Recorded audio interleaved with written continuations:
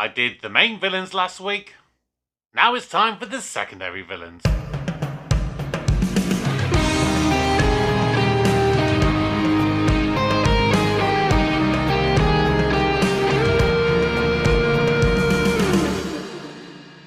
Hello everybody, welcome back to the channel. My name's Kevin, I'm a geek, and you are watching Kevin the Geek.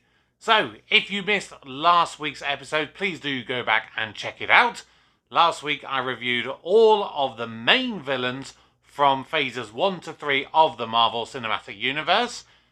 This week I'm going to rank all of the secondary villains from worst to best. There are 25 of them in total.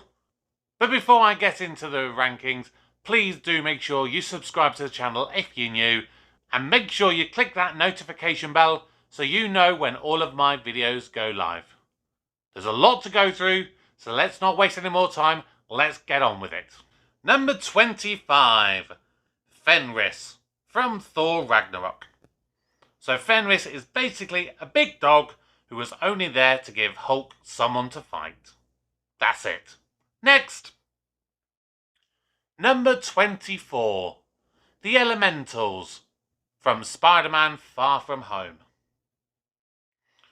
So each of the Elementals were again only there for the purpose of the main villain.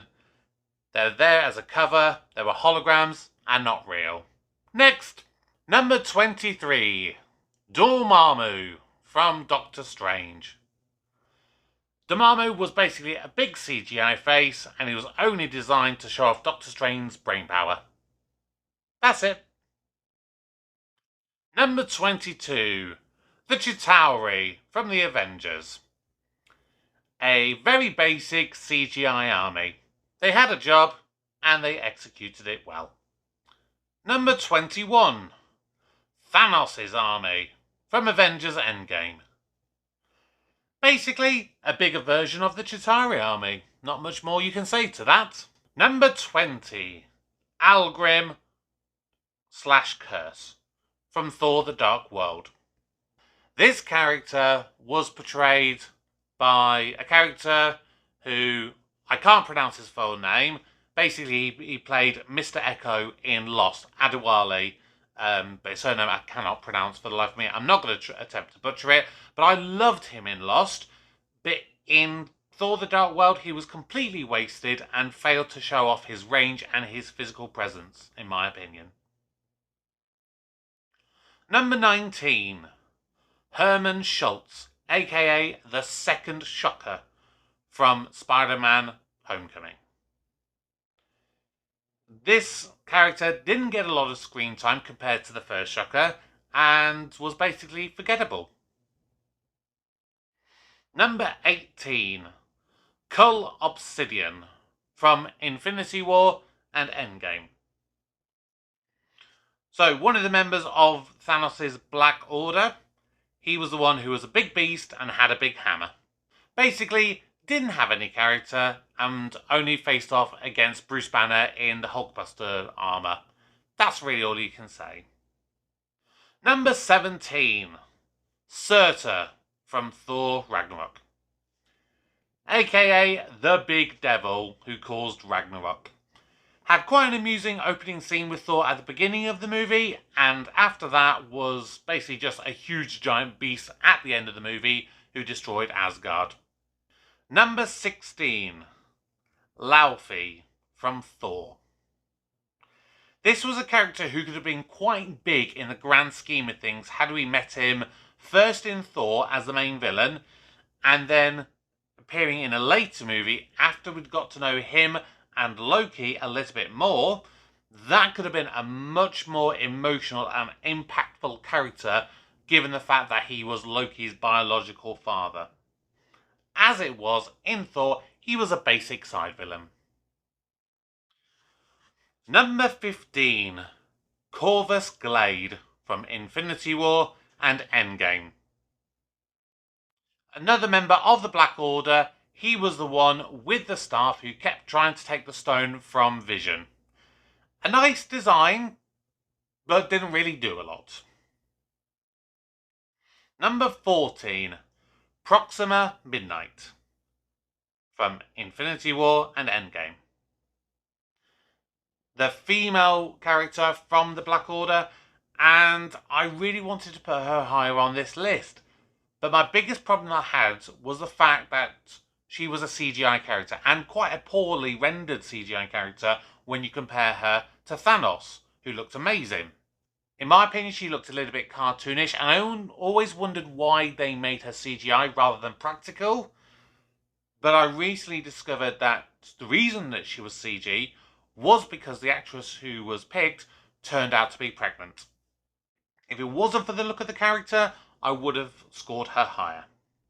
Number 13. Trevor Slattery, aka the Fake Mandarin from Iron Man 3. A very controversial character, and one which I debated whether or not I should put him on this list. In my opinion, the way that the character was used meant that he was a really good secondary villain. When Trevor was pretending to be the Mandarin, I think that Ben Kingsley did an unbelievable job. The problem was that the plot twist, although imaginative, I don't think it was handled very well, and I can completely understand the backlash that he received. Number 12. Sonny Birch from Ant-Man and the Wasp. Quite a fun little character that basically gave some simple ground level stakes for the heroes, and was designed to make the final task a little bit tricky. Good fun little character. Number 11. Jackson Bryce, aka the First Shocker from Spider-Man Homecoming. Had a lot more screen time compared to the second Shocker, and had more of a character to him compared to the second Shocker. I also like the nods to the character and the comic book version of the character in the design of the costume. Top 10 now. Number 10, Pietro and Wanda Maximoff, aka Quicksilver and Scarlet Witch from Avengers Age of Ultron. Again, I debated whether or not to include them in this, as they were heroes eventually by the end of the movie. However, the majority of the movie, they were secondary villains. They did have a nice dynamic between the pair of them, and they did present a challenge for the heroes. Number 9. Eric Savin from Iron Man 3. Now, I feel that James Badge is a really good actor, and for me, I remember him most notably from Season 3 of the series 24. He presented a really good challenge for Tony Stark throughout the movie, and had really good screen presence. Maybe the only thing lacking that could have elevated him higher on this list would be a little bit more of a character. Number 8. Talos from Captain Marvel. Another debatable one whether he should be classed as a villain or not. Had he been an actual villain in the movie, rather than appearing to be a villain, I probably would have included him at least in the top 3 on this list. As it was, the times when he looked like that he was the villain, Ben Mendelsohn did an amazing job in portraying the character. I'm really looking forward to seeing him again in Secret Invasion. Number 7.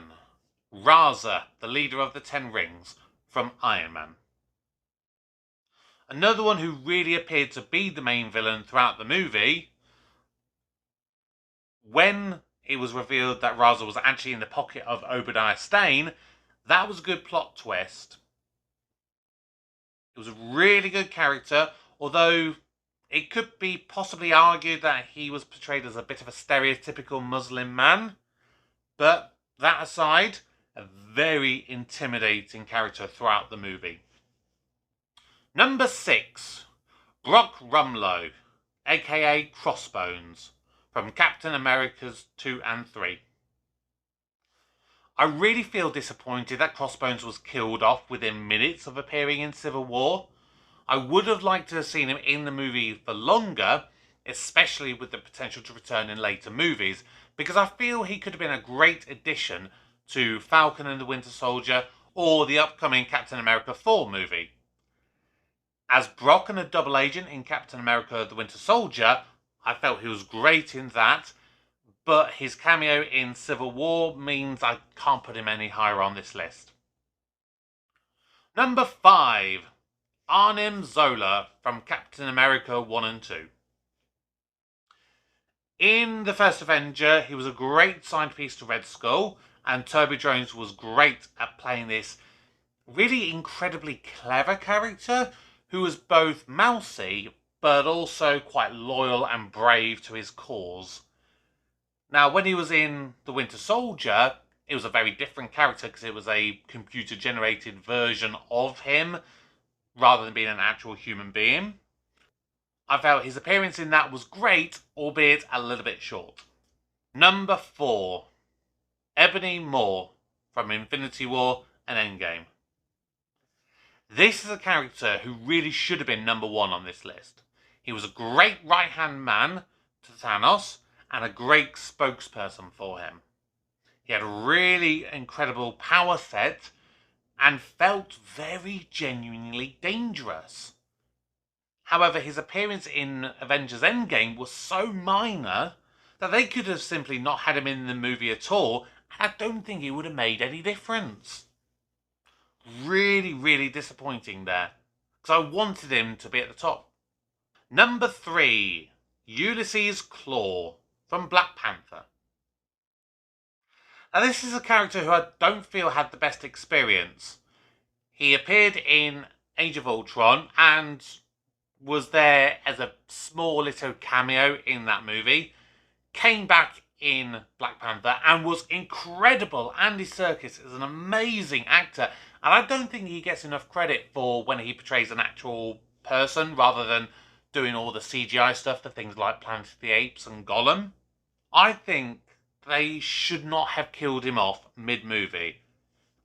I remember when I first watched Black Panther, and I still feel this today to some degree, is that it might have been better to have Claw as the main villain in Black Panther, and then in Black Panther 2, that's where you introduce Killmonger, have him be the main villain in that one.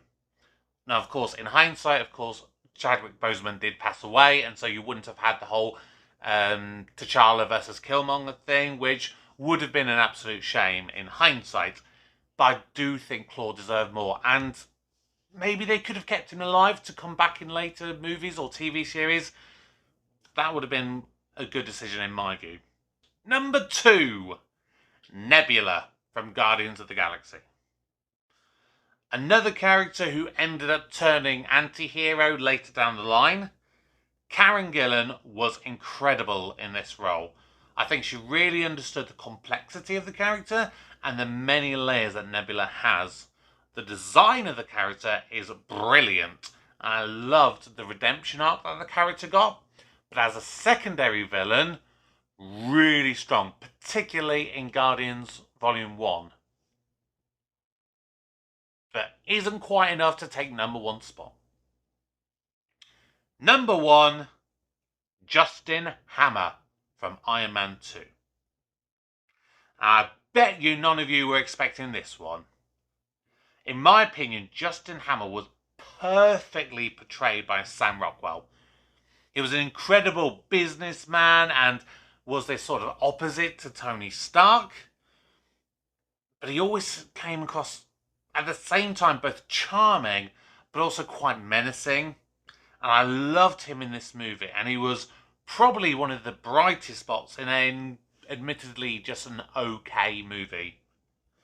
I really, really want to see Justin Hammer brought back in the future. And there you have it. That is my list. That is all 25 secondary villains from phases 1 to 3 of the Marvel Cinematic Universe. But those are my thoughts. What are your thoughts? Would you have included some of them on this list, or would you have taken some of that out of them? Whatever your thoughts are, drop a comment down below. Now, coming up, next week, I will be doing my Black Panther Wakanda Forever review, because I have not yet seen it. And it's finally coming out on Disney+, so I am going to watch that next week and review that. The week after that, I'm still debating what video to do, but it will probably be a build-up to Ant-Man and the Wasp: Quantumania. because the week after that, that's when that movie comes out, and I am going to be doing 2 reviews for that movie. I will be doing a spoiler-free movie review the weekend that it comes out, and then I'm going to do on the Marvel Monday a full movie review with spoilers. So if you don't want to miss those, please make sure you subscribe to the channel and click that notification bell. But for now, my name is Kevin, I am a geek, and you have been watching Kevin the Geek. Goodbye.